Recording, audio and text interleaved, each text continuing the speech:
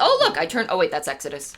Genesis, Exodus, Leviticus, Numbers. So you guys know the whole story with, like, Jacob and Leah and Rachel, my namesake. So Jacob is the son of Isaac, who is the son of Abraham, right? Abrahamic faiths, like we got Judaism, Christianity, and Islam. These Abrahamic faiths, there are many different sects and forms, but those are our general umbrella terms for these faiths. The whole thing with Abraham, I'm gonna catch up a little bit on Bible lore real quick if you're not familiar. So Abraham is the first dude to make like this big, important covenant with God. This is kind of where the Bible picks up because it goes Adam and Eve, all their kids, Noah and the flood, all their kids, and then it's pretty much just generational stuff until we get to Abraham. Abraham, his original name was Abram, and according to Mormon doctrine, Abraham was almost sacrificed by his own father to the wicked god Elkanah, one of the pagan gods, and he escaped. So Abraham makes this covenant with God. God's like, hey, if you do all these like little practices in your life, Abraham, I really like you. Your seed, your descendants are going to be my chosen people. Also, he had no kids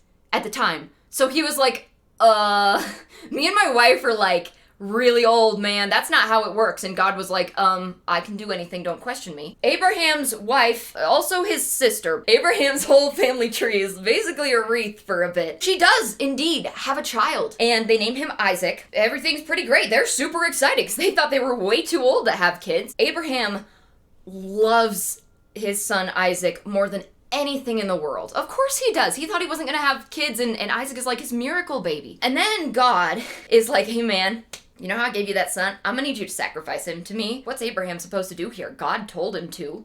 So tears his heart to shreds, but he's like, I have to show that I have faith in God no matter what. And now there's definitely some discourse because obviously, like, killing your own child is generally, in most cases, morally wrong. The nature of objective versus subjective morality is a whole thing that we're not going to get into here. Again, I'm just telling a story because this is a very significant story to a lot of people all around the world. And regardless of the moral conclusions we come to, I think that it is a fascinating story. So Abraham is like, well, God told me. Abraham was super faithful, and so God said, I need you to sacrifice your son to me to see if he truly loved God above everything in his life. And so with a heavy heart, Abraham takes Isaac up on the mountain and they start building an altar, and Isaac's like, hey, where's the animal that we're going to sacrifice? And Abraham's like,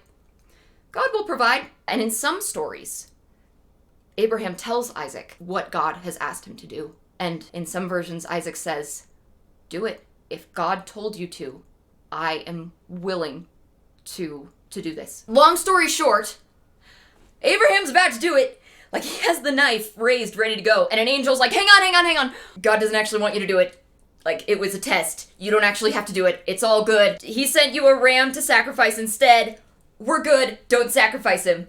And so it was just a test. God doesn't actually make him sacrifice Isaac. And then they find a ram stuck in the bushes, and they sacrifice that instead, because that was part of the law that God gave Abraham, was animal sacrifice, which many believe to be a ritual to remind the people that the Messiah was going to be sacrificed for them. They go back home, and Abraham's like, just kidding. It's all good. So Isaac then goes on to have his own kids. He meets this nice girl named Rebecca, who is also his cousin. She does have twins. They name them Jacob and Esau is Isaac's favorite, and Jacob is Rebecca's favorite.